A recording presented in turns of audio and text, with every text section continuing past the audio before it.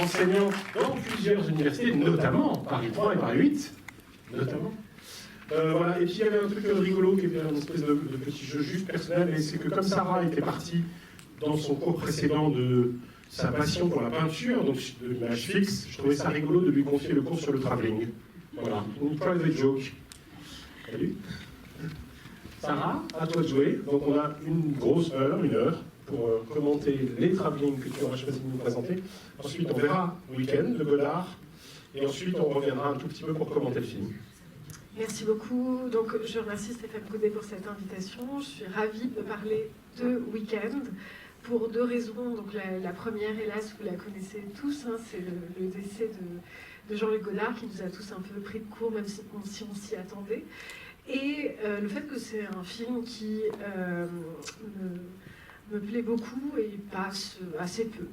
Donc, je vais d'abord définir ce qu'est un travelling. Donc un travelling, comme vous le savez peut-être, est un mouvement de caméra qui va dans toutes les directions. Donc je vous ai mis une petite définition issue de David Bordwell et Christine Thompson, donc, qui ont écrit L'art du film, une introduction, et qui donc explique que travelling, en anglais, donc tracking ou dolly shot, est un mouvement de caméra dans toutes les directions, donc en avant, en arrière, circulairement, latéralement, et sans quitter le sol. Donc le premier travelling a été réalisé à Venise. C'est Alexandre Promio, qui était un opérateur lumière, qui a été envoyé donc dans différents pays pour réaliser des vues photographiques animées. Et donc, c'est Alexandre Promio qui, le 25 octobre 1896, a pour idée de poser la caméra sur une gondole à Venise pour réaliser ce qui ne s'appelle pas encore donc un travelling.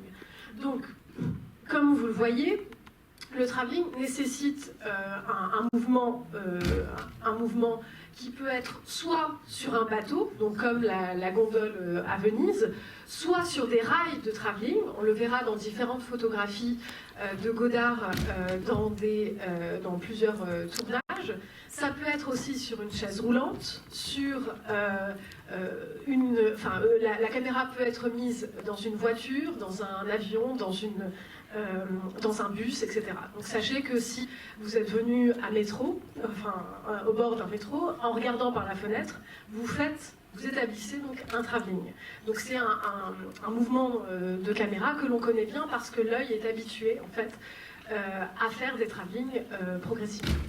Donc le premier exemple que j'ai choisi, c'est un film d'Abel Gans.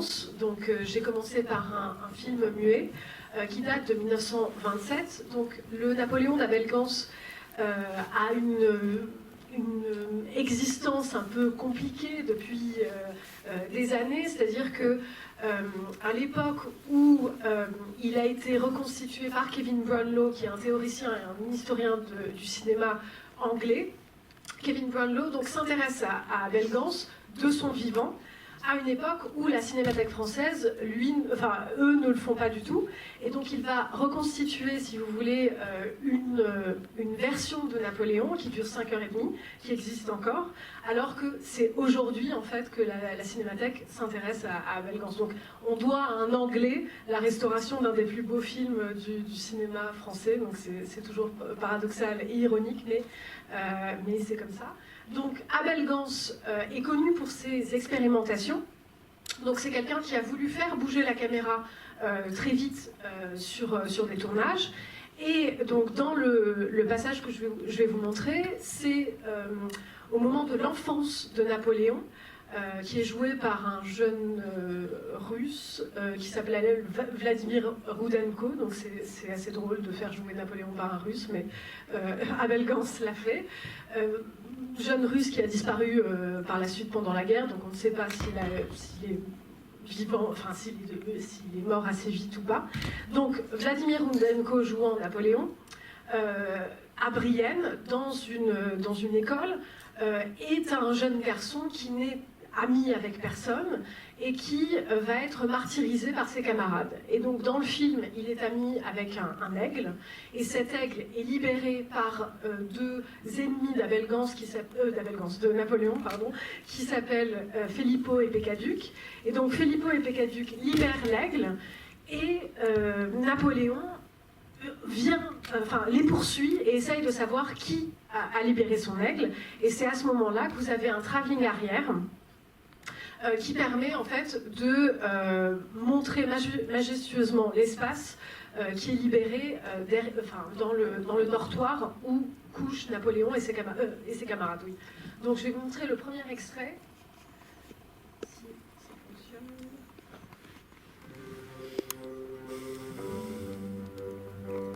Donc vous avez Filippo et Pécaduc là, qui libèrent l'aigle.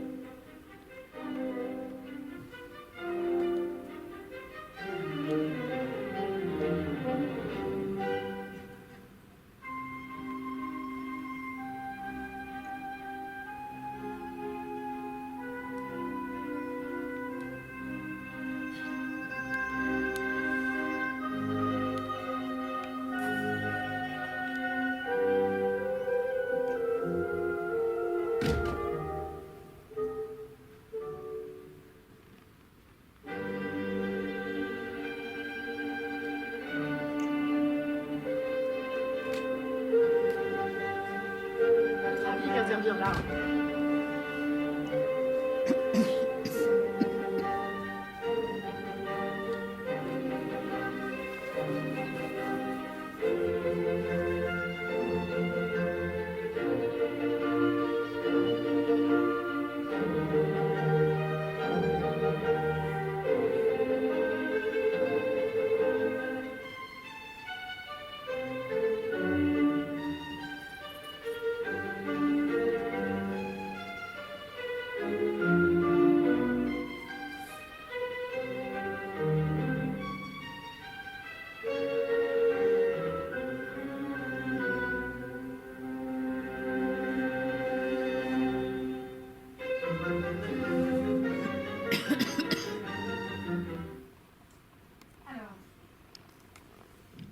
Donc, dans ce passage de Napoléon, vous avez la caméra qui est montée sur un chariot. Donc, à l'époque, on n'utilise pas forcément de rails de travelling, donc ils ont envisagé une sorte de skateboard, en fait, sur lequel vous avez l'opérateur qui bouge la caméra. Donc c'était quelque chose de tellement extraordinaire que toute l'équipe s'est mise à rire en découvrant en fait l'opérateur sur ce chariot roulant. Et donc vous avez, par le biais du travelling, une sorte de libération de l'espace. C'est-à-dire que la profondeur de champ, telle qu'on la voit dans le dortoir, qui s'ouvre sur un énorme couloir, et elle est traversée par le travelling qui nous permet en fait, grâce au recul de la caméra, d'avoir cette impression d'espace. Vladimir Rudenko, qui joue Napoléon, a l'air minuscule, et pourtant, c'est toute l'importance de cette première partie du film, c'est de dire que malgré le fait qu'il soit tout seul, il arrive à se battre avec l'ensemble des personnes qui se situent dans son dortoir, et avec ses professeurs aussi. On voit d'ailleurs qu'en plus du travelling réalisé donc, sur un chariot roulant, vous avez différents types de mouvements de caméra que j'aborde très rapidement qui permettent de montrer l'énervement du jeune garçon par le biais du tremblement de la caméra. Donc c'est quelque chose qui va être utilisé bien après, dans les années 60, par Samuel Fuller ou par d'autres cinéastes modernes, on va dire. Mais Abel Gance est un des premiers donc, à autant explorer en fait, avec les mouvements de caméra, combinant différents types de mouvements, accrochant la caméra même à l'opérateur pour avoir une forme de subjectivité lorsque notamment Napoléon lève la tête pour demander à chacun de ses camarades si il est le coupable de la libération de l'aigle. Donc, dans ce film Somme, qui dure donc 5h30, vous avez donc toutes les expérimentations possibles, dont le travelling, donc fait à travers un chariot roulant. Donc, on va faire un grand saut dans l'histoire. J'ai choisi donc un film de Chantal Akerman qui date de 1993, qui s'appelle Dest. Donc, Chantal Akerman a réalisé en fait une sorte de film installation. Donc, je l'associe à Godard parce que c'est une cinéaste qui, de son propre aveu, a commencé à faire des films à cause de son amour pour Pierrot le Fou. Donc, elle avait un amour pour le cinéma de Godard qui a mené lui aussi à énormément d'expérimentations. Donc elle a fait des fictions, si on peut appeler ça des fictions, et des documentaires. Et là, je vais vous montrer un film documentaire. Donc à l'origine de chacun des films de Chantal Akerman, il y a un écrit. Donc au tout début, Chantal Akerman devait réaliser un film sur une poétesse donc, qui s'appelle Akhmatova, quelque chose, je ne la connaissais pas. Oui, Anna Akhmatova. Et en fait, elle a dû voyager plusieurs fois en Russie et elle s'est rendue compte qu'elle ne connaissait pas la langue, qu'elle ne connaissait pas l'espace, qu'elle était perdue en fait dans cet espace de la Russie et qu'elle voulait justement expérimenter cette impression de perte d'elle-même dans l'espace. Et donc le film en question, contrairement à d'autres documentaires qui sont par exemple les films de voyage, qui sont très explicatifs et didactiques, Akerman, elle, voulait reprendre son sentiment de déboussolement face à l'espace, et donc dans chacun de ses plans, elle ne donne aucune information, aucune date, aucun élément géographique, elle n'explique absolument rien sur les visages ou les paysages qu'elle filme, et c'est à travers une série de travelling justement ou de plans fixes qu'elle va explorer en fait la Russie et la Pologne.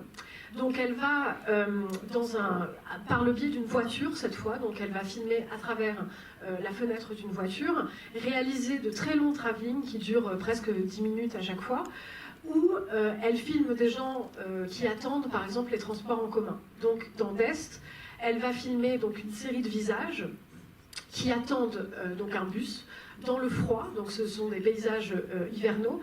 Et ce qui est très beau, et ce qui est rappelé par Corinne Maury, qui a réalisé un très beau livre sur Chantal Akerman, c'est qu'en fait, elle n'individualise pas les visages que l'on voit à l'écran, c'est-à-dire qu'elle ne va pas se poser sur un seul visage pour explorer en fait toutes ces expressions.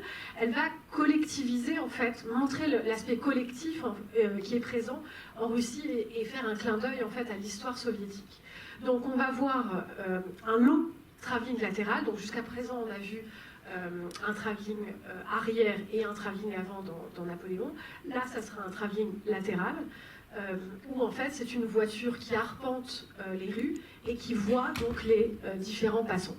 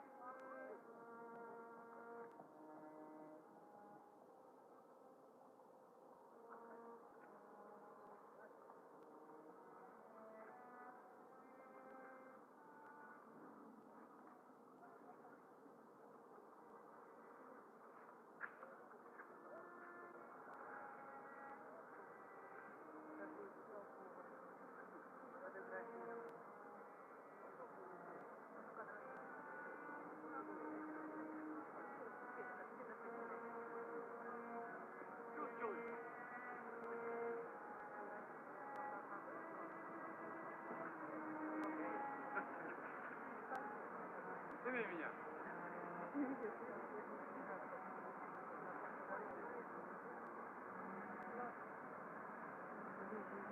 Вот, скажи.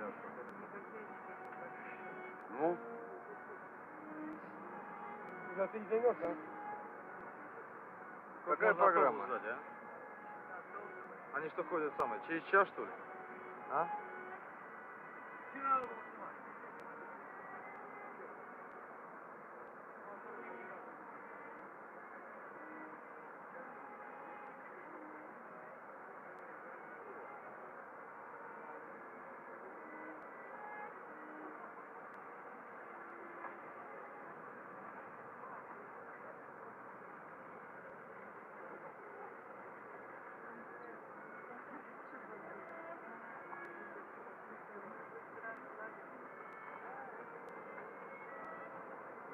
Что снимаем?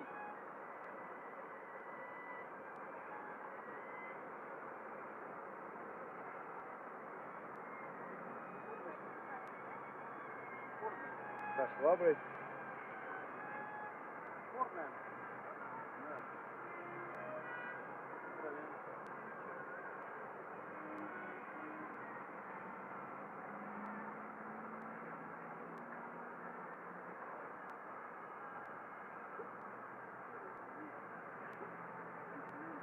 Может, улыбаться надо, нет?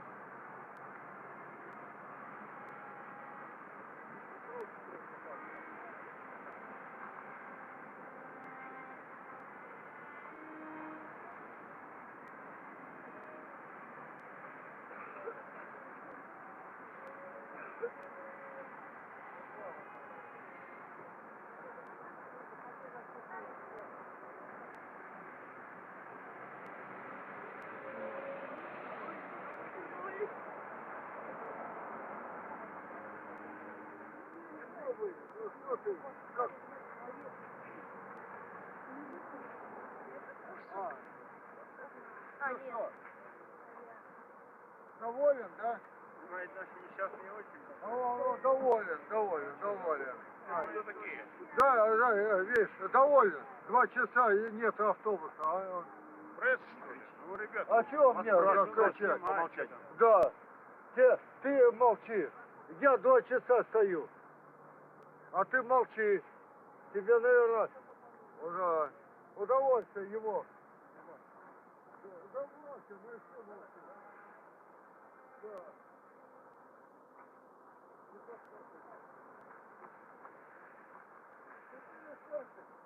Иди, я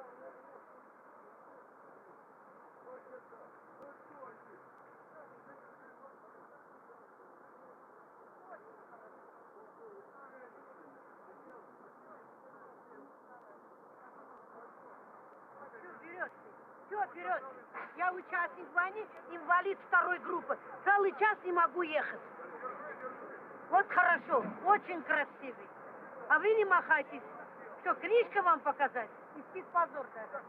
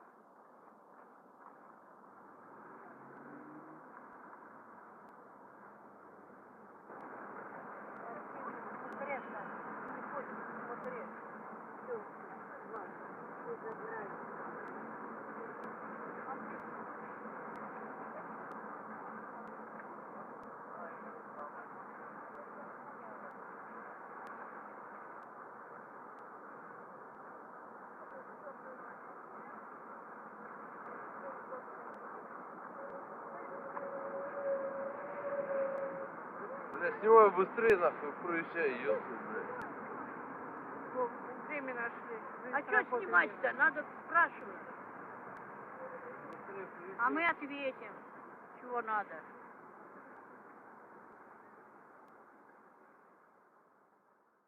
Donc, elle réalise dans ses films de long, enfin dans ce film particulièrement de long, travelling hypnotique, hein, comme le dit Corinne Maury, parce que déjà, donc comme j'ai expliqué, pas de date, pas de lieu, pas de sous-titres, donc ceux qui comprennent le russe comprennent quelques mots ici et là. Очень красивый, ça veut dire quoi? Ça veut dire toujours très beau, on ne sait pas pourquoi, on ne sait pas si les gens parlent tout seuls, s'adressent à elle ou pas. Il y a donc une sorte de flottement et l'idée c'est de représenter quoi? L'attente. Donc je pense qu'Ackerman pense elle aussi à Godard, puisque vous allez voir que c'est la même idée chez Godard au début de Week-end, de faire un très long travelling sur une route et de montrer donc toutes les possibilités de cette route-là. Donc on le verra tout à l'heure, mais ils s'inversent mutuellement, Ackerman et Godard, puisque Ackerman va montrer le même, c'est-à-dire la même chose, les mêmes passants qui ne sont pas individualisés, mais ont l'air d'être des copies de copies de copies, puisqu'ils sont tous dans le même froid et dans le même accoutrement, puisqu'ils ont tous des chapkas, ils sont tous très très bien équipés pour le froid. Et ils ont le regard dans le vide. Certains s'adressent à elle, donc vous avez un enfant qui lui sourit par exemple, mais la plupart du temps, l'idée c'est de montrer l'errance dans un espace qu'on connaît mal, qu'on connaît peu, et montrer aussi comment elle-même est en train d'explorer cet espace en n'essayant pas de chercher une signification potentielle. Donc elle reste dans ce long mouvement lancinant qui montre tous ces visages en fait dans une durée assez étendue. Donc le travelling qui intervient juste après dans le film est un travelling dans le métro. Donc on voit les personnes qui attendent encore indéfiniment le métro, qui certains parlent, certains dorment, d'autres s'adressent à elle, la regardent, mais ils sont la plupart du temps stoïques dans leur attente. Donc elle ne cherche pas à dynamiser cette attente, et c'est donc le mouvement de caméra qui va nous aider à nous installer en fait dans cette durée étendue. Alors on va rester en Europe avec un autre exemple, donc celui des Harmonie Werkmeister. Donc c'est un film de Béla Tarr qui date des années 2000, donc 2003. Donc Béla Tarr est un cinéaste hongrois qui travaille la plupart du temps donc en pellicule. D'ailleurs, il a arrêté de tourner justement parce que déjà, il considérait que Kodak ne faisait plus de pellicule couleur potable, entre guillemets. Et ensuite, il a réussi à trouver une forme accomplie dans son cinéma et il n'a pas voulu poursuivre. Maintenant, ce qu'il fait, c'est une école de cinéma où il enseigne donc le cinéma à des jeunes gens. Donc, dans les Harmonie Werkmeister, vous avez, donc c'est un film de 2 heures et quelques, 2 heures et demie, et pareil, vous avez de longs plans séquences, donc comme chez Ackerman, de très longs plans séquences qui vont parfois utiliser le travelling, parfois pas. J'ai choisi donc un moment où Janos Valuska, qui est le personnage principal, sort d'un bar de nuit dans lequel il a vu pareil, des ivrognes avec lesquels il a dansé autour de l'idée d'éclipse, et il va marcher dans la nuit accompagné par un très beau morceau de Vig Mihaly.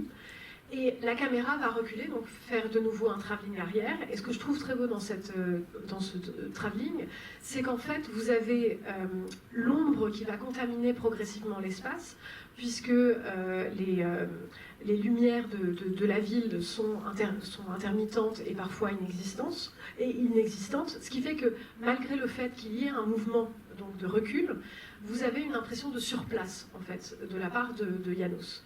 Et c'est cette impression qui est présente dans toutes les scènes de marche, en fait, chez Béla Tarr, donc autre cinéaste contemplatif. Et donc dans cette scène, vous allez avoir donc Janos qui marche avec une musique vous allez voir très douce et qui intervient pour souligner la mélancolie en fait de la nuit. Donc je vais vous montrer l'extrait et on en reparle. Alors.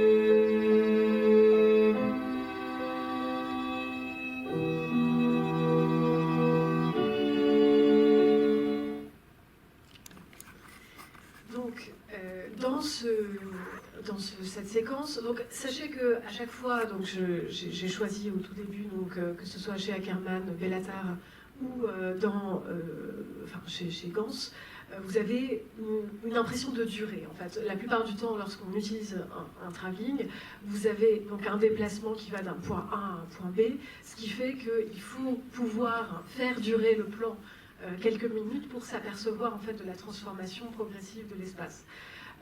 Donc c'est pour ça que j'ai choisi ces trois exemples. Je vais en montrer des plus courts par la suite. Mais donc ici, comme je l'expliquais tout à l'heure, vous avez une ombre progressive qui va assaillir en fait le personnage principal de János.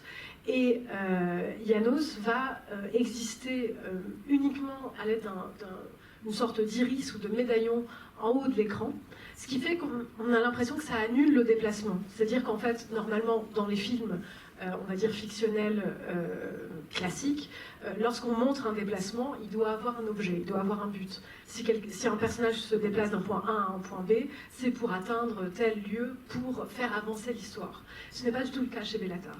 Chez Bellatar, en fait, on ne fait pas l'ellipse du déplacement, même quand le déplacement ne signifie rien de particulier. C'est-à-dire que le trajet de János du bar à chez lui n'apporte rien pour la fiction en tant que telle, si ce n'est la pure contemplation.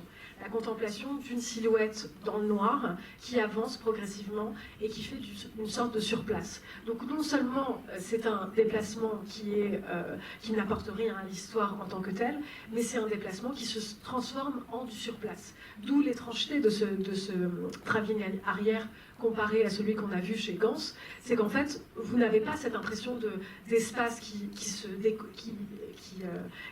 se déplie indéfiniment. Là, tout d'un coup, l'espace se déplie pour ensuite enfermer en fait la figure et l'associer à une pauvre silhouette ou marionnette qui marche en piétinant en fait et en ne faisant plus une avancée dans l'espace.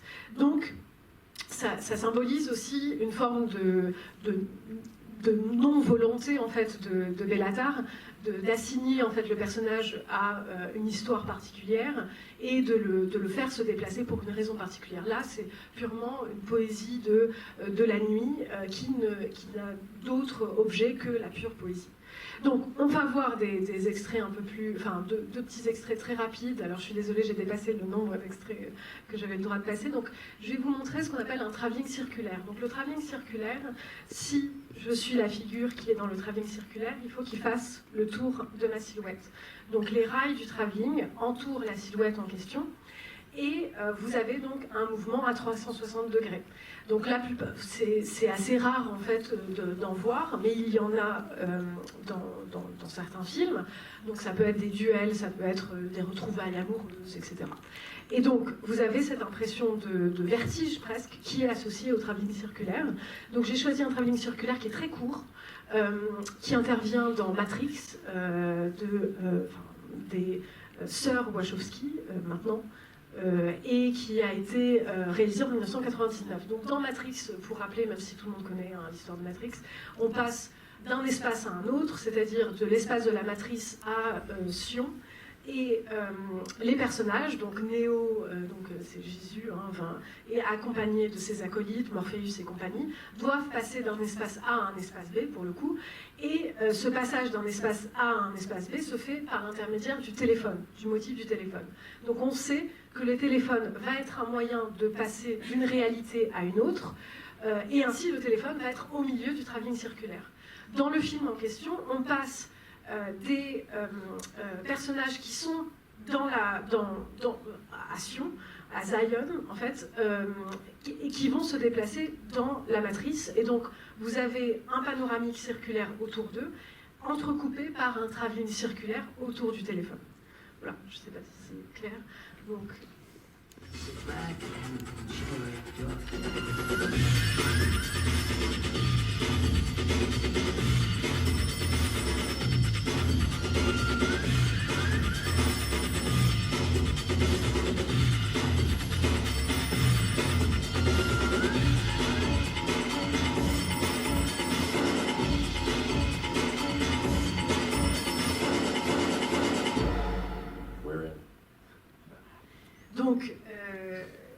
simple, hein, l'idée qui est mise en scène, le téléphone étant le médium de transmission d'un espace à un autre. Donc là encore, il est question de déplacement, mais sauf qu'on est dans un futur proche, on va dire, qui nous pend au nez.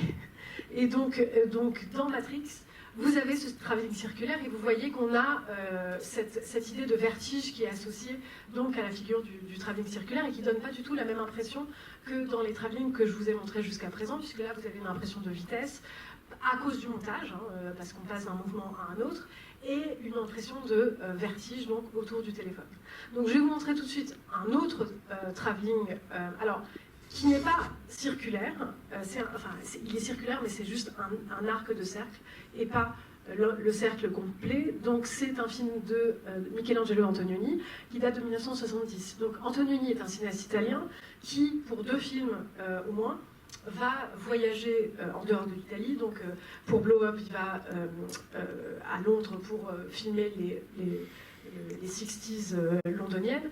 Et dans les années 70, il va aux États-Unis pour filmer les mouvements de protestation des étudiants donc américains. Et il va filmer des gens qui ne sont pas acteurs la plupart du temps. Il va aussi filmer Angela Davis, des militants réels en fait. Et dans le film, donc, les deux héros, donc Daria et un individu qui n'a pas de nom, que je vais appeler Marc parce que l'acteur s'appelle Marc Fréchette. Donc Daria et Marc vont se retrouver dans un lieu désertique qui s'appelle Zabriskie Point. Et la force du film, donc sachez que Antonioni a fait de la peinture, il a peint des montagnes avant de les filmer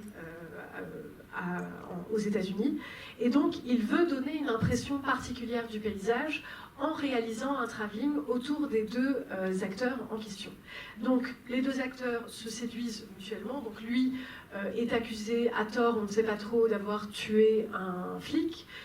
Il s'enfuit en volant un avion et il rencontre cette jeune femme qui est censée aller à Phoenix pour une réunion de travail, mais qui est intéressée par différentes expériences des années 70, donc des expériences de méditation dans l'espace, etc. Donc vous allez voir les 2 héros qui restent assis en face de la montagne, et c'est la caméra qui va faire un arc de cercle derrière eux.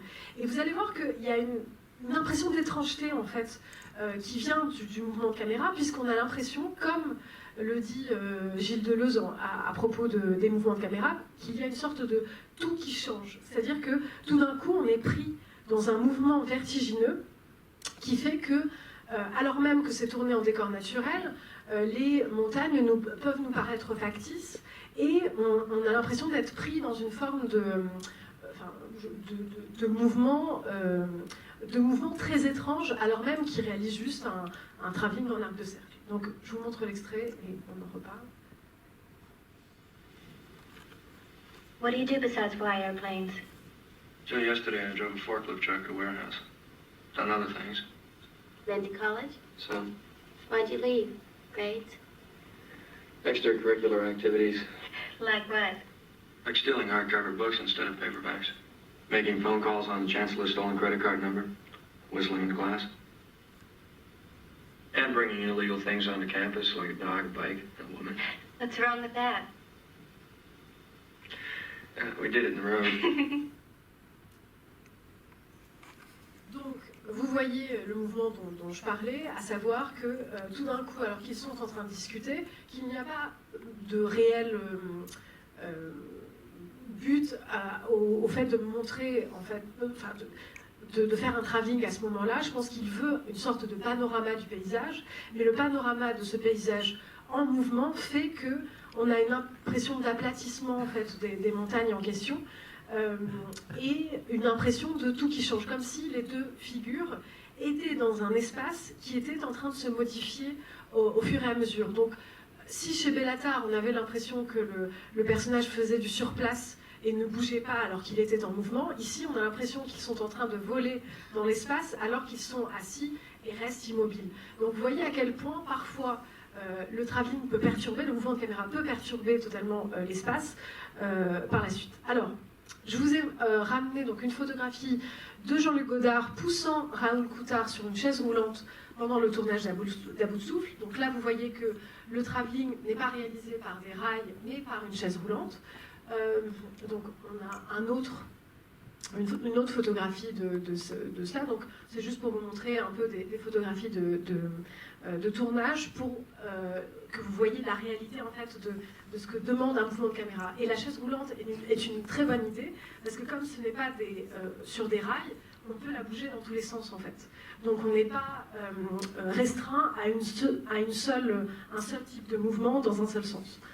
Donc, avant de passer à Godard, je voulais faire part d'une grande polémique qui a eu lieu à propos d'un travelling particulier. Donc c'est un film de Gillo Pontecorvo qui s'appelle Capot, qui a été réalisé en 1960. Donc sachez qu'avant de vous montrer ce film, Luc Moulet, qui est un cinéaste et aussi un théoricien, avait écrit dans les cahiers du cinéma un article sur Samuel Fuller en disant que la morale est une affaire de travelling. Donc il associait en fait la morale de Samuel Fuller la morale du film à un élément esthétique en fait de ce film. Ensuite, Godard, et c'est la force de Godard, a récupéré cette phrase, il l'a inversée, il a dit « le travelling est une affaire de morale ». Il est très fort parce qu'on retient Godard, on ne se souvient pas du tout de Moulet qui est à l'origine de cette phrase. Et donc Godard a dit que le travelling était une affaire de morale en expliquant que c'était pas possible de faire des films sur les camps de concentration. Donc c'était à l'époque une table ronde sur Hiroshima mon amour et sur le procès de Nuremberg. Et Godard a dit que les images de Nuremberg étaient pornographiques et que le travelling étant une affaire de morale, on ne peut pas montrer ce type de film et d'images. Par la suite, Rivette, donc vous voyez qu'il y a Moulet, Godard, Rivette. Donc Rivette a vu le film de Gillo Pontecorvo qui s'appelle donc Capot. Il a écrit un article qui s'appelle De l'abjection. Donc pour nous ça va être très très exotique parce qu'on est dans une époque post-abjection si vous voulez. Parce qu'il a considéré que le travelling qu'on voit dans le film est abject parce qu'il traite d'un personnage qui est en train de mourir sur des fils barbelés et vous avez un travelling avant au moment où elle est en train d'être électrocutée. Et donc, je vais vous montrer le travelling en question. Donc, il y en a deux. Il y en a un qui suit latéralement Emmanuelle Riva et un autre où elle s'électrocute donc sur les fils de barbelés.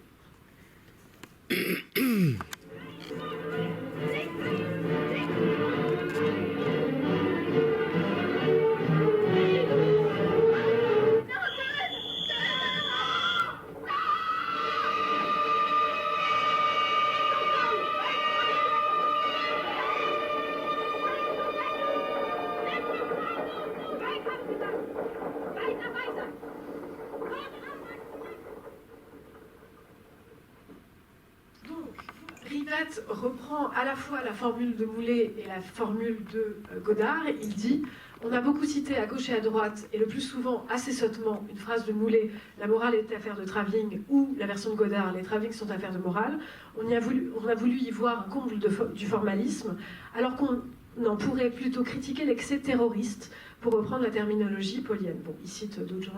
Voyez cependant, dans Capot, le plan où Riva se suicide, en se jetant sur les barbelés électrifiés, l'homme qui décide à ce moment, donc Gillo Pontecorvo, de faire un travelling avant, pour recadrer le cadavre en contre-plongée, en prenant soin d'inscrire exactement la main levée dans un angle de son cadrage final, cet homme n'a droit qu'au plus profond mépris.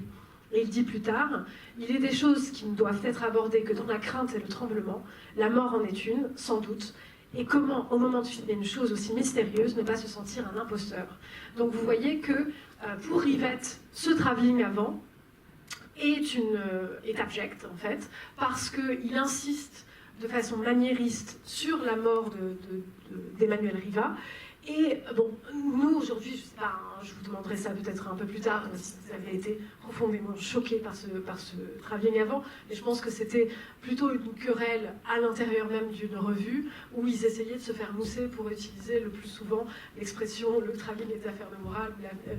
Mais c'est vrai que c'était une époque aussi où on se posait la question de la représentation. Donc on n'a pas résolu ces questions, mais depuis on a eu Le Fils du Salut, on a eu d'autres films qui ont beaucoup insisté sur le fait de remettre en scène en fait des moments de la Seconde Guerre mondiale. Donc on ne sait pas.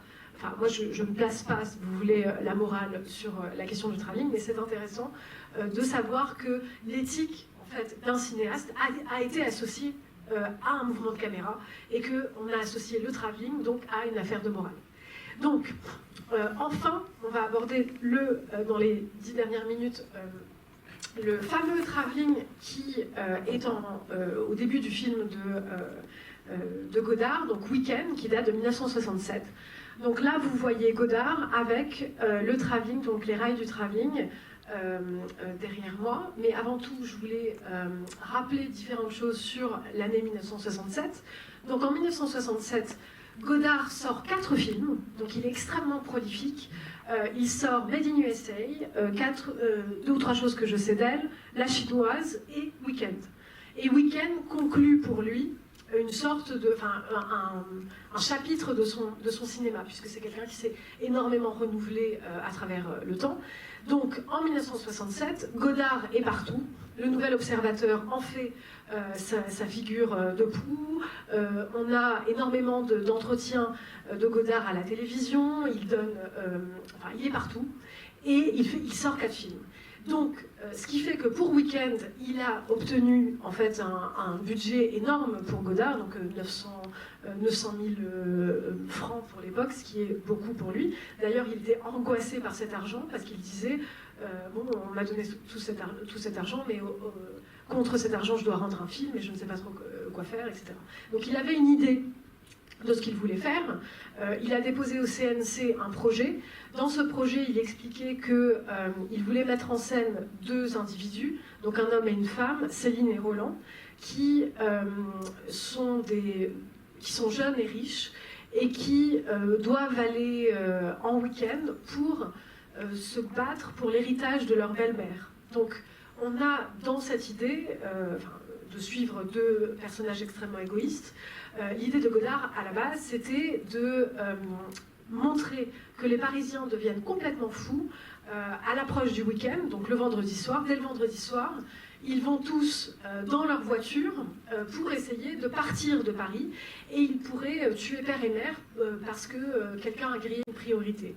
Donc l'idée, c'était de montrer le dieu plaisir, en fait, et à quel point on était soumis à ce dieu plaisir, aux loisirs divers et à la société de consommation. Donc dans le film, vous allez voir qu'il y a beaucoup de blagues, il y a beaucoup de moments un peu très violents d'ailleurs. Le film est assez criard visuellement, puisqu'ils ont utilisé une pellicule Eastman Color qu'ils ont même sensibilisé encore plus pour obtenir des couleurs très très vives, puisque sachez que Godard était très proche, en tout cas de l'esthétique pop art, donc à la fois il vomissait les États-Unis, mais il reprenait des motifs qui leur étaient chers, entre guillemets.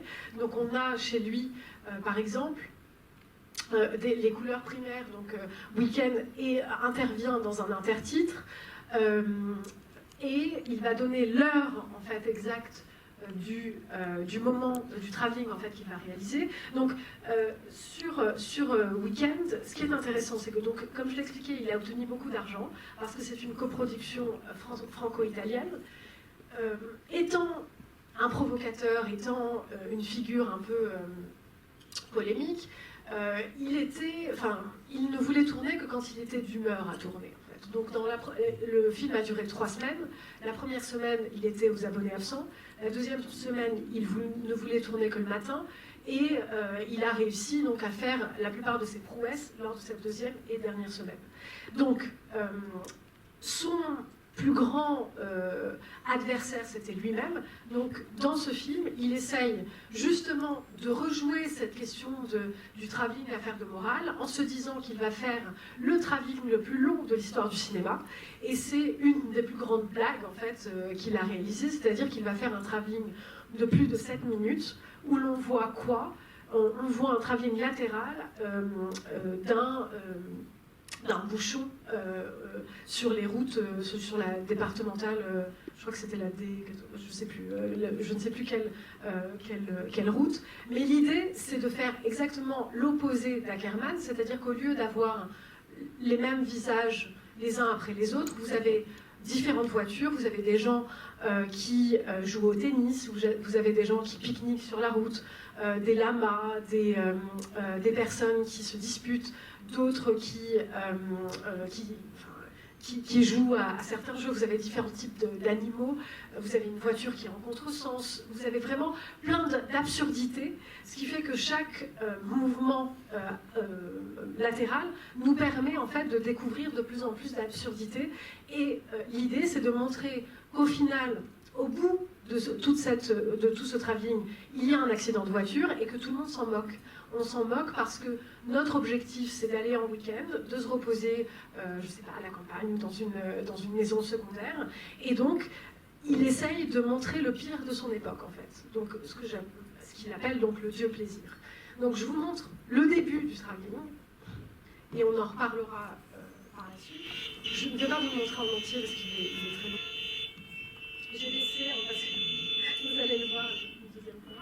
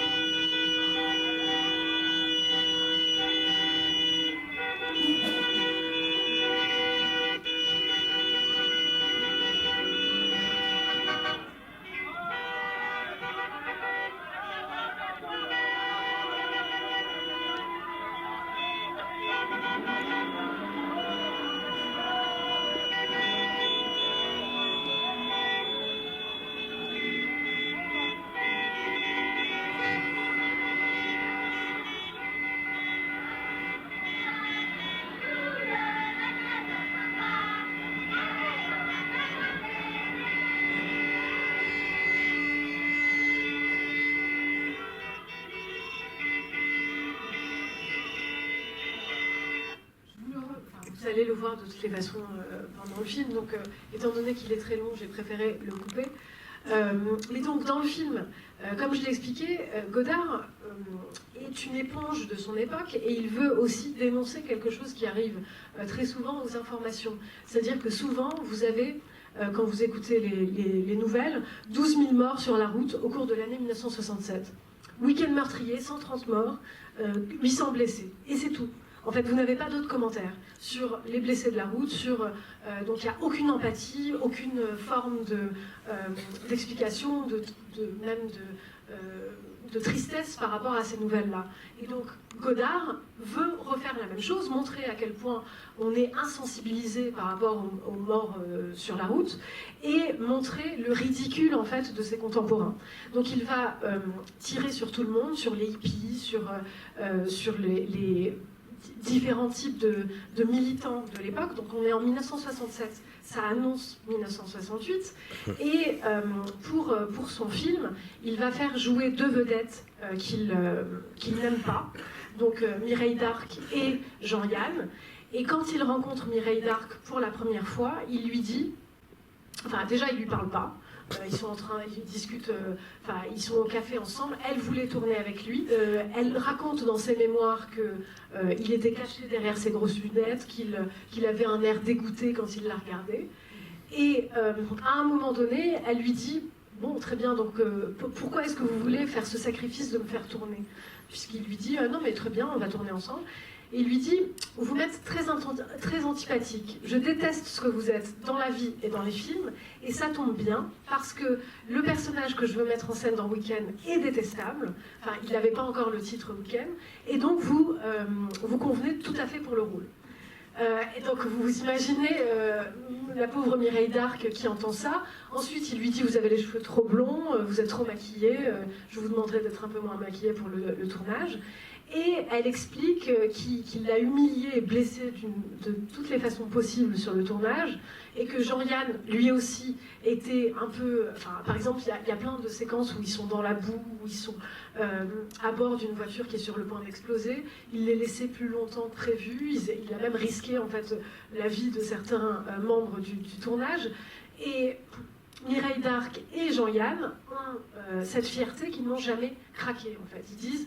C'était notre service militaire, on est resté jusqu'au bout, on restait stoïque face à toutes ces humiliations, et on a réussi en fait à aller contre Godard. Et même Jean-Yann est intervenu, non pas contre le film, mais en disant, pour Godard, il fait des films comme on écrit des livres, et donc les acteurs, c'est du bétail en fait. Donc il n'a aucune tendresse pour nous, aucune sympathie, et il nous utilise exactement comme il utiliserait justement des rails de travelling. Donc on est dans une sorte de distance. Donc le film qui a coûté très cher n'a pas du tout rencontré le public parce que c'est un film anarchiste très violent qui montre quoi? L'apocalypse suite aux dérives de notre société de consommation. Et c'est un film qui montre une très grande perversité. Donc vous allez voir que, mais dès le départ, mais c'est humoristique, hein, je pense que si vous voulez analyser le film ou si vous voulez voir le film, il faut accepter de rire. Il faut accepter de rire de la situation et de rire de toutes les remarques idiotes en fait que les personnages se lancent l'un à l'autre. Donc dès le début, vous allez voir Jean-Yann qui je pense, cabosse une voiture en sortant de son garage ou je ne sais quoi, et vous avez un enfant qui arrive et qui essaye de le frapper avec des fléchettes, et il se court après l'un après l'autre, il se traite de tous les noms, il y a des répliques du type « c'est pas parce que tu t'habilles chez Dolores que tu vas nous faire chier ». Enfin, c'est très comique en fait, même si il rend compte tout de même de la fin d'une époque. Et donc ce travelling de plusieurs minutes montre notre cupidité, montre le dieu plaisir qui, hélas, maintenant, c'est tellement acclimaté en fait partout dans le monde que de nos jours peut-être on n'a même plus cette distance en fait par rapport à ce qui se passe. Donc on va voir le film, j'ai respecté le temps, et on en reparle après. Donc bon film, il dure 1h45, c'est une durée assez courte, assez bonne pour ne pas être ennuyé, on va dire. Merci beaucoup Sarah Onin.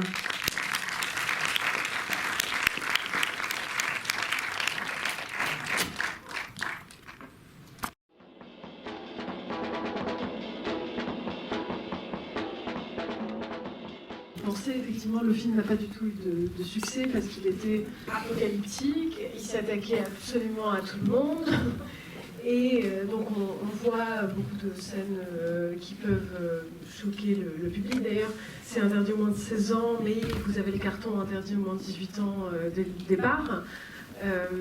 Et vous avez donc par exemple aussi un cochon qui est sacrifié, je ne sais pas quelle autre volaille qui est sacrifiée face caméra, et une volonté, donc juste le cartel final fin de cinéma rappelle aussi que Godard passe à autre chose. Donc à la fin du film, à la fin du tournage du film, il réunit tous ses collaborateurs, donc Raoul Coutard, Suzanne Schiffman et d'autres personnes, la monteuse aussi de Godard, dont j'ai oublié le nom, qui a travaillé sur 13 films de Godard, et il leur dit « vous devriez trouver quelqu'un d'autre avec qui travailler, parce que je ne sais pas si je vais faire des films, enfin si je vais refaire des films tout de suite. Donc c'est pour ça que par la suite, il va devenir, il va faire des films plutôt militants, avant de passer à un autre type de cinéma. Est-ce que vous avez des questions? Je sais que peut-être vous avez besoin de digérer le film.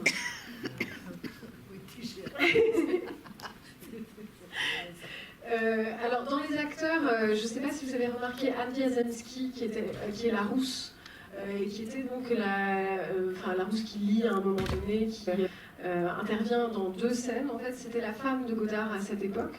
Donc il l'avait connue grâce au film de Bresson, donc Au hasard Balthazar. Et c'était la petite fille de François Mauriac, je crois, ou la petite nièce, voilà.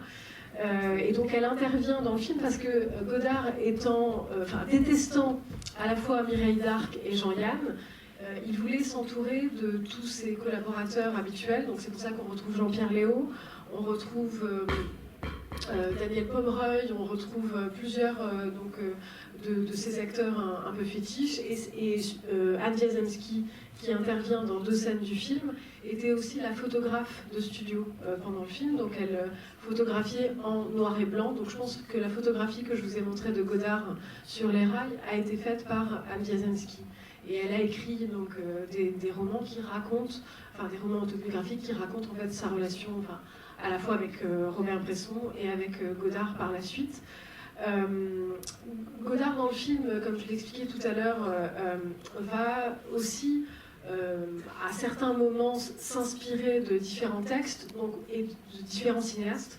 Donc, par exemple, quand on voit au tout début la confession sexuelle de Mireille d'Arc, en fait, il s'inspire de Persona de Bergman, qui l'a beaucoup impressionné, et il s'inspire aussi, il reprend aussi l'histoire de l'œil de bataille, en fait. Donc il aimait beaucoup cette idée de faire une confession. C'est pour ça qu'en fait il fait un jeu de mots, puisqu'il est très puéril. Au lieu de mettre analyse, il met analyse. Donc il fait ce type de jeu de mots assez souvent. Donc il s'inspire, comme je l'ai dit, de Persona de Bergman, de bataille. Sinon, à l'époque, il y avait un cinéaste qui s'appelait Jean Xo, qui faisait beaucoup de films opératiques, où on voyait beaucoup de gens bouger en groupe dans un espace avec de la musique. Et donc, l'action musicale qu'on voit s'inspire de Jean Xo. Et donc, il y a à chaque fois des emprunts. Quand vous avez...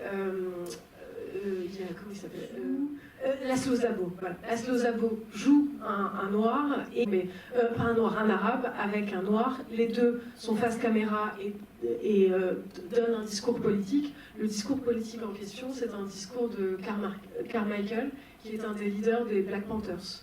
Donc à cette époque, à la fois Godard s'intéresse aux Black Panthers, mais c'est Agnès Varda qui ira aux États-Unis pour faire un documentaire sur les Black Panthers et pour leur donner la parole. Donc Godard, qui n'aime pas se déplacer, qui quand il parle du Vietnam filme de son appartement parisien pour évoquer le Vietnam, là encore voit les choses à distance, reprend un discours tout en n'allant pas directement, puisque il fait jouer un arabe à Laszlo Szabó qui n'est pas du tout... Donc à chaque fois, il fait des tournements assez intéressants. Donc, par ailleurs, Jean-Pierre Léaud, lui, déclame le discours de Saint-Just. Donc il joue Saint-Just comme il l'était dans La Chinoise, qui est le film qui est réalisé en 1967 à cette même époque. La même année. Léo chante une chanson de Dalida, Allô, allô, tu m'entends, est-ce qu'il fait beau temps là-bas, voilà, donc ça, c'était assez drôle parce que effectivement c'est une chanson qui parle d'une personne désespérée qui appelle son amant qui ne répond pas, et donc il fait dire à Jean-Pierre Léaud les paroles de la chanson. Et on voit qu'à chaque fois Godard reprend des éléments. Donc par exemple, vous allez avoir un énorme camion-citerne Shell. Donc vous avez des publicités de Banania, vous avez des publicités à chaque fois. Pourquoi ? Parce que Godard, que ce soit dans La Chinoise ou dans d'autres films des années, de ces années-là, des années 60, il va parler de la consommation, du capitalisme, en se servant en fait des outils du capitalisme, donc en se servant de la publicité. Donc par exemple, dans La Chinoise, quand il dénonce l'impérialisme américain, il va prendre Superman, il va prendre en fait une imagerie comics. Donc là aussi, il va détourner en fait des images qui étaient présentes enfin, aux États-Unis et en France, puisqu'on était imbibé déjà d'images américaines, pour les reprendre pour leur colorimétrie aussi. Donc chez Godard, dès le début, après ces quelques films en noir et blanc, il tourne en couleur et il va toujours utiliser des couleurs primaires, donc enfin, le bleu, le rouge et le jaune, et on voit que les habits en fait de Mireille d'Arc dans le film rappellent à chaque fois ces couleurs. On voit aussi que les taches de sang sur la chemise de Jean-Yann rappellent aussi non pas du sang véritablement, mais du rouge. Donc Godard a cette formule assez intéressante qui dit, donc c'est à l'époque de Pierrot le Fou et d'autres films qui sortaient de lui, les cahiers du cinéma lui demandent pourquoi est-ce que vous faites des films aussi violents, et il dit mais c'est pas du sang, c'est du rouge. Donc il fait une pirouette de nouveau, il fait une formule dont il a le secret pour dire qu'en fait il se comporte comme un peintre. Donc quand on voit du rouge à l'image, comme juste après l'assassinat de la belle-mère par exemple, vous avez du rouge qui est lancé sur je ne sais plus si c'était un lapin ou autre chose, eh bien, pour lui, ce n'est pas du sang, c'est du rouge, et donc tout est permis. Et on voit la grande liberté dont il dispose dans le fait qu'il change de ton, qu'il se permet beaucoup de choses. Donc, comme je l'ai expliqué, il n'avait pas de scénario. Il y avait plusieurs scènes qu'il savait qu'il voulait faire. Donc la scène de la confession sexuelle, donc ça aussi, il a un peu embêté Mireille d'Arc. Donc tous les jours, il allait voir Mireille d'Arc en disant on va la tourner aujourd'hui, on va la tourner aujourd'hui, ce qui fait qu'elle était stressée à chaque fois. Et finalement, il l'a tournée en fin de tournage dans son appartement personnel, rue Miroménil. Donc c'était son gag aussi. Et quand on voit par exemple les voitures exploser, sachez qu'il a fait exploser sa propre voiture. Donc il avait une Alfa Romeo bleue et il l'a fait exploser avec beaucoup de jubilation. Donc son idée c'était de... Et c'est tout le budget du film en fait passe dans les explosions de voitures. Donc on voit un carnage de voitures brûlées, explosant, etc. Et c'était vraiment sa jubilation personnelle de tout foutre en l'air et de tout brûler. Donc, on voit, et d'ailleurs il dit au tout début, vous avez plusieurs cartons et un carton qui est répétitif où il dit c'est un film trouvé à la ferraille. Donc on voit à quel point en fait le motif de la voiture échouée sur la route, brûlée, cabossée est importante. Ensuite, bon, la question du cannibalisme, il perd un peu le spectateur, hein, mais pourquoi pas. Donc il veut aller jusqu'au bout du bout hein, pour essayer de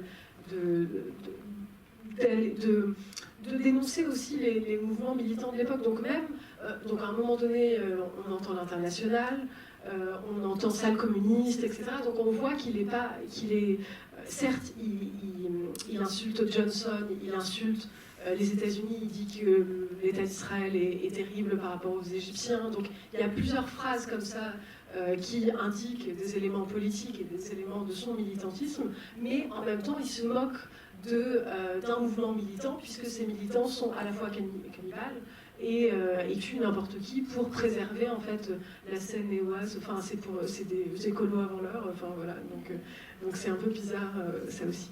Est-ce que vous avez des questions? Je veux bien savoir si vous avez des informations sur comment il a réussi à trouver des financements pour faire quelque chose d'aussi fou et complètement kamikaze. C'était Jean-Luc Godard à une époque où en fait on savait que le public était au rendez-vous. Et bizarrement, il n'a pas été au rendez-vous pour ce film-là. Mais en fait, comme je l'ai expliqué, il a fait 4 films en une année. C'est grâce à la coproduction donc italo-française qu'il a pu financer le film. Et d'ailleurs, la blague dans le film où on voit, parce que comme je l'ai expliqué, il était embêté par la coproduction italienne, et donc il fait dire à des acteurs, nous sommes les acteurs de la coproduction italienne, juste pour dire justement qu'il les insulte allègrement et que voilà. Mais c'est parce qu'il était omniprésent. En fait, il a réussi a bénéficié le plus peut-être de la politique des auteurs, parce qu'il est devenu l'auteur roi, l'auteur dieu, jusqu'à maintenant. Hein. Enfin, je veux dire, quand on a appris son décès, c'était comme si Dieu était mort. Enfin, il y avait vraiment quelque chose de cet ordre-là. Et pourtant, il n'a fait que 70 000 entrées, donc il n'a pas du tout, il n'est pas rentré dans les frais. Et lui-même disait qu'il était angoissé par cet argent dont il bénéficiait, parce qu'au début de sa carrière, il n'avait pas beaucoup d'argent pour tourner ses films, il n'en avait pas non plus beaucoup, vraiment besoin. Là, le besoin d'argent vient de toutes les voitures explosées, en fait, surtout. Parce que les acteurs, ils tournent presque par sympathie pour lui. Tu peux nous dire deux mots au passage sur la réception critique du film? Il est passé presque inaperçu, en fait. Bizarrement, il n'y a pas eu, à l'époque, en fait, de vrais retours de la critique. Donc, bien entendu, les cahiers du cinéma ne vont jamais aller à l'encontre de Godard, mais c'est un film, étant donné qu'il avait fait 4 films la même année, c'est un film qui est vraiment passé inaperçu à la fois du point de vue du public et de la critique. Maintenant, nous, on l'apprécie beaucoup parce qu'il y a des prouesses techniques extraordinaires. Donc, il y a à la fois le travelling de 300 mètres, donc le plus long travelling de l'histoire du cinéma, selon lui, et il y a aussi l'action musicale avec Paul Gégoff, qui était un ami très sulfureux de Godard, et de Chabrol, et de tous les cinéastes de la nouvelle vague. J'ai une question qui n'est pas sur le film de Godard, c'est sur le travelling, parce qu'à un moment, quand vous donniez la définition du travelling, vous disiez la caméra est au sol. Oui. Et du coup, je me demandais, quand elle n'est pas au sol, c'est quoi le mouvement? Je pensais à, vous savez, le début de Andrei Roublev, oui. Quand il vole, là, c'est un mouvement, mais c'est pas un travelling? Non, c'est un mouvement. Alors, c'est soit un mouvement de grue, donc on utilise une grue pour élever la caméra, soit on la suspend. Alors, ça peut être, avec une. Dans le Andrei Roublev, c'est pas une montgolfière, il me semble. Ils mettent la caméra sur une montgolfière, donc c'est un mouvement. Comment on appelle ce mouvement de grue normalement. Et c'est, pour moi, ça reste pas. Même si, d'un point de vue technique, alors moi j'ai pris la définition effectivement de David Bordwell et Christine Thompson sur la question du sol pour la distinguer de tous les autres mouvements de caméra qui vont être dans l'élévation et qui vont justement se débarrasser du sol. Le travelling, la plupart du temps, on reste tout de même au sol, donc même sur la gondole, on ne va pas bouger en fait de l'aspect de la relativité en fait. Il faut que ça soit sur un objet particulier. Donc, mais vous le verrez peut-être avec quelqu'un qui va travailler sur les mouvements de grue, j'en sais rien. Non, parce que moi j'ai pas la même définition. Donc, pour moi, c'est un travelling ascensionnel. Ah, ascensionnel. Oui. Alors, mais bizarrement, dans leur introduction, ils ne sont pas d'accord. Merci. J'ai aussi une question sur le travelling, mais comme j'ai vu ce film il y a extrêmement longtemps, j'espère pas dire de bêtises, je crois que c'est Quand passent les cigognes. Oui. Et c'est bien là qu'il y a, je crois, le jeune soldat, je ne sais plus, il meurt et ça tourne et on voit l'arbre, c'est ça? Enfin, c'est un mouvement comme ça. Est-ce que c'est aussi un travelling? Non, il ne me semble pas. Mais non, il y a un travelling effectivement. En fait, la prouesse technique dans Quand passent les cigognes, c'est qu'en fait, au moment où elle doit dire adieu aux soldats, avant qu'ils partent à la guerre, il y a une sorte de... Il me semble que c'est un plan séquence où on ne comprend pas comment ils ont fait, c'est-à-dire que la caméra est d'abord dans un bus, et ensuite elle s'envole pour essayer de retrouver en fait, le soldat. Et donc là, il y a un mouvement de grue. Il y a à la fois un travelling, un mouvement de grue, donc on ne sait pas comment ils ont fait exactement, mais ils étaient, les Russes sont les plus forts d'un point de vue technique, puisque même l'équipe qui était présente sur Napoléon d'Abel-Gance, c'était à la fois des Russes et des Allemands, qui essayaient justement de camoufler le plus possible la technique, ce qui fait qu'on est obligé de faire des hypothèses en fait, par rapport à ce qui était. Et j'ai juste une deuxième question, j'en profite. Donc Stéphane Goudet, est-ce qu'on pourrait passer le Napoléon au Méliès?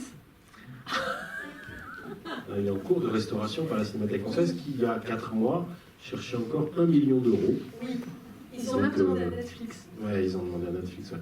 C'est extraordinaire, mais donc on aura prochainement la version longue qui sera a priori accessible sur Netflix, mais j'espère ailleurs. Alors, on est en train demain on a rendez-vous avec la Cinémathèque française pour renouer avec eux sur le festival Toute la mémoire du monde. Je dis ça comme ça, on va peut-être faire une rétro de grands cinéastes maghrébins et peut-être même, attention c'est un scoop, mais accueillir Joël Cohen. Un des 2 frères Cohen. C'est canon, enfin nous ça nous fait hyper triper, ça vous a rien fait. Et juste sur la version qui est en train d'être restaurée, elle est censée faire 8 heures, Ouais. mais la version de Kevin Brownlow fait 5h30 et elle passe de temps en temps à Londres et à Amsterdam. Et il faut lui demander, Kevin Brownlow est toujours vivant, c'est juste qu'il a les droits uniquement dans certains pays en fait. Donc si la Cinémathèque était un peu moins nationaliste, elle accepterait sa version. En tout cas moi je l'ai vu à Londres et à Amsterdam. Excusez-moi, tout à l'heure vous avez dit quand l'arabe parle, c'est Idriss River. Non. Ah, pardon. Ah, non, c'est Laszlo Szabo. Ah, pardon, d'accord, ok, non, j'ai cru. Parce que Idriss River, enfin, à cette époque, était en Algérie. Oui, non, c'est pas. Parce qu'il y a enfin, j'ai cru entendre des choses un peu de révolutionnaires. Parce que Godard, bon, bah, c'est vrai qu'il nous surprend par certaines choses, mais en fait, ça correspondait à lui, à ce qu'il défendait au niveau des révolutions un peu partout. Oui. Après, bon, c'est le groupe Diga Vertov au niveau du cinéma militant, enfin militant au niveau de 3 personnes, hein, pour justement faire la différence avec les groupes Medvedkin qui étaient plus implantés au niveau des entreprises. Hein, voilà. J'ai cru que c'était les paroles d'Idriss River. Certaines paroles, pardon, mais peut-être. Il me semble, en tout cas c'est Antoine Debec qui dit que c'est Carmichael, que c'est le Black Panthers. D'accord. Après, la personne qui joue l'arabe, c'est Laszlo Szabo. Mais vous parlez juste du texte. Je parle du texte, oui. Alors c'est ça le problème, c'est que dans ces génériques, il n'y a aucun des textes, donc on est obligé de les identifier. Lui ne répond jamais à ce genre de questions. Et effectivement, ce qui a été identifié, c'est le Black Panthers, en tout cas. Voilà, dont le représentant se trouvait à cette époque-là en Algérie. Oui, voilà, alors peut-être. Enfin, c'est ce que je pense. Hein. C'est possible. Mais en tout cas, c'est un discours contre l'Occident qui est un discours propre aussi à ce que ça a défendu Godard pendant des années par la suite. Quand la personne noire dit je vais laisser la parole à un moment donné, Alger passait pour la capitale des révolutions africaines. D'accord. Voilà, je pense que peut-être, je ne sais pas. Non, mais vous avez sans doute raison en fait. C'est juste que le texte en question, il faudrait trouver l'origine exacte du texte, mais est-ce que... Est-ce que vous pouvez nous parler du travelling, enfin je crois que c'en est un, circulaire, avec le pianiste dans l'affaire Alors ce n'est pas un travelling, c'est un panoramique à 360 degrés. Enfin il y en a plusieurs il me semble. En tout cas c'est ce que disent... Oui, alors il y a à un moment donné un travelling plus un panneau. Et effectivement ça a demandé énormément... Alors que ce soit le travelling de 300 mètres qu'on a vu, ou l'action musicale, enfin ce que j'appelle moi la scène de l'action musicale, c'est ce qui a demandé le plus de travail et c'est ce qu'il avait en tête dès le départ. Donc il demande à Paul Jegov de jouer Mozart et il s'inspire, comme je l'ai expliqué, d'un cinéaste européen qui s'appelle Jean Xo, pour essayer d'à chaque fois revenir au même endroit et être entraîné en fait par la musique, parce qu'on a l'impression qu'il y a une forme de rapport un peu clipesque entre la musique, la parole et le retour, en fait, la boucle. Puisqu'il recommence à chaque fois la même musique. Et il a souvent il fait souvent ça d'ailleurs, même d'un point de vue du montage. Il y a des moments où il remet les mêmes images pour créer une sorte de dynamique rythmique. Donc c'est pas pour rien qu'il parle de Curacé Potemkin, qui parle en fait de certains cinéastes soviétiques qui avaient ce même rapport au montage, qui n'était pas un rapport purement informatique, mais un rapport musical, vraiment. Donc je sais juste que ça a mis énormément, enfin que ça a mis plusieurs jours à être fait, et que c'est là qu'il introduit donc son ami de longue date, Paul Jegov, qui est très sulfureux, qui insiste sur Mozart, sur Alors c'est drôle d'ailleurs qu'il oppose, qu'il parle des Beatles et des Rolling Stones, puisque Godard va faire par la suite des documentaires sur les Beatles et surtout les Rolling Stones.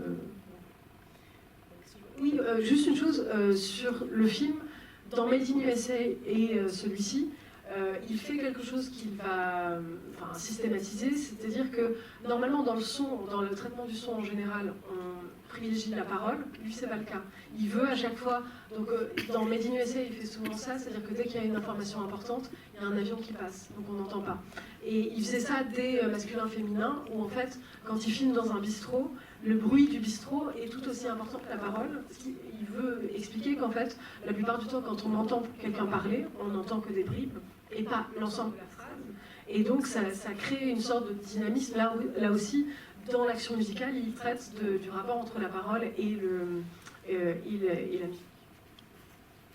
Ce qui se voit dès la séquence d'ouverture avec le témoignage pornographique. Oui, il y a contre-jour.